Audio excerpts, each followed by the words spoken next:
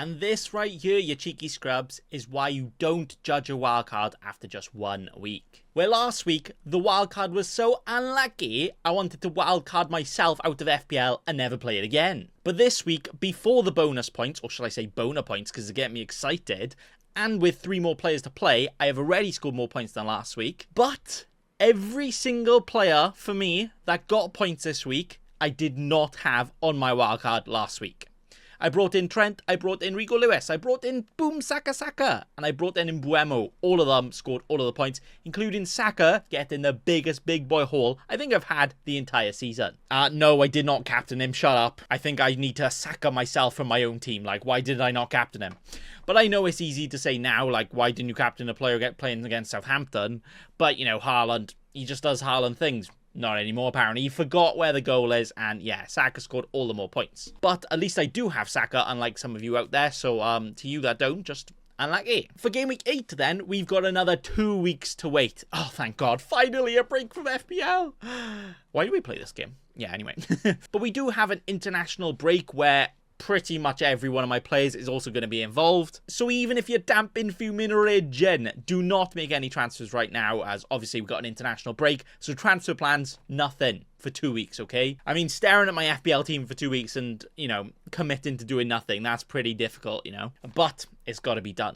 But my bus team for Game Week 8 will look like this. So we've got the triple Arsenal versus Bournemouth, but Arsenal have then got a very tough fixture. Even their fixtures are laughing at them because they're not going to get as many points as they have been getting. We've got the double Liverpool against Chelsea. It is a home game. It's not too bad, but then, yeah, it's also a start of a bad run. We've got Brentford with Mbuemo not only getting all the points, but still with all the fixtures. We'll take that. Villa, you got some decent fixtures, so they're okay keeping there. Chelsea have slightly tough fixtures in the next few. Then they get much better, so maybe one to look at to sell in, but I think we're okay for now. And same with Spursy. The fixtures aren't the best, but I see goals. I got the man who's scoring the goals. And then we have Man City, who are the complete opposite of everybody, where not only have they had good fixtures and stuff, now they get even better. Yeah, their fixtures are laughing if you don't have them because they're going to score all of the points. You might as well delete FPL if you're not planning on getting any of them in. Where I currently have 0 in the bank, I need to take out a bank loan. Who's going to help me? But the only starting player for me that I'm willing and considering transferring out soon will be a Luis Diaz. Yes, I know. Imagine starting the season with Jota and then Diaz gets all these points and all these goals.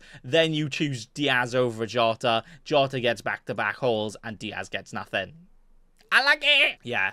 Like I said, Lewis was a pain in Diaz in the end. He really was. But the fact he didn't start, and with these fixtures, he's not really worth keeping. Like, you could say, like, you know, if these fixtures were immediate, you'd be like, yeah, okay, I'll go with it. But with all these coming up, yeah, not too sure for me. So if we were to transfer him out, we'd have 7.9 million to spend. Ooh. So that means I can get literally anybody like Palmer if I take about 4 more to my team. And like, now Palmer would obviously be playing in that fixture because it is Chelsea versus Liverpool.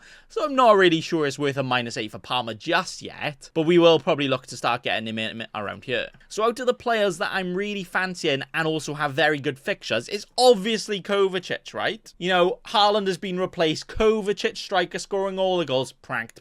Okay, maybe not. But with those fixtures for City, yeah, it's got to be one of their players. So obviously in midfield, Kovacic is a no, Bernardo's a no, Savio maybe. I mean, he didn't even play the last 2 games. But shut up. Doku, yes, he scored, but yeah, no. Or we've got somebody like a Gundogan who's actually starting and playing every game and getting some good chances.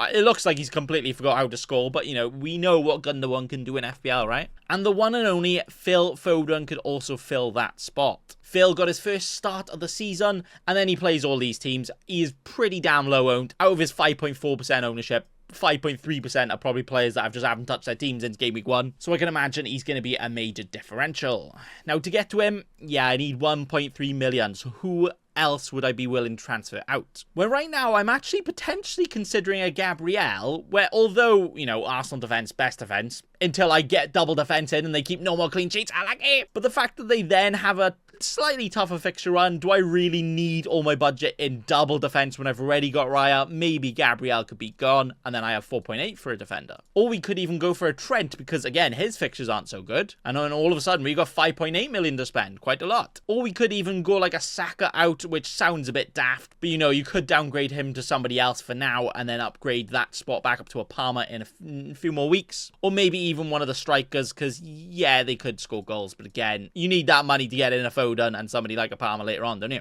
But right now, the transfer plans are nothing. We are heading into an international break, so no point making any transfers. I could come back to my team in 2 weeks.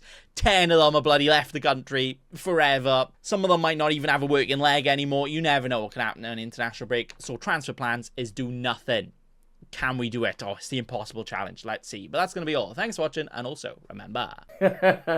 Don't be a cheeky scrub. Subscribe to Nathan Bacon right now.